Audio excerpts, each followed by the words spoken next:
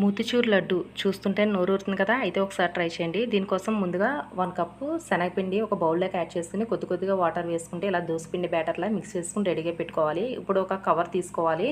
ఆ కవర్ నేను normal cover తీసుకున్నాను. అలా కవర్ లేకపోతే మీరు పాల ప్యాకెట్ కవర్ అయినా యూజ్ చేయొచ్చు. ఇందులో మనం మిక్స్ చేసుకునే బ్యాటర్ యాడ్ చేసి పైన బాగా క్లోజ్ చేసి అడుగు వైపున చిన్ని హోల్ పెట్టుకుని వేడివేడి నూనెలో బూందీ కింద అయితే వేసుకోవాలి.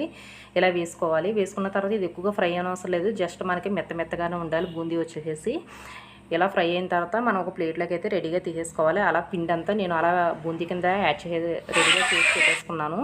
ఇలా పెట్టుకున్న తర్వాత ఇప్పుడు 1 కప్పు షుగర్ అయితే తీసుకోవాలి. ఆ షుగర్లోకి కొద్దిగా వాటర్ యాడ్ చేసేసి ఇలా కొంచెం ఇలాచీ కూడా యాడ్ చేసి కొంచెం ఫుడ్ కలర్ యాడ్ చేసేసి ఇలా పాకం అయితే ప్రిపేర్ చేసుకోవాలి. ఈ పాకం కన్సిస్టెన్సీ వచ్చేసి లైట్గా మనకు స్టిక్కీగా అంటుకుంటే వేలికి చాలు.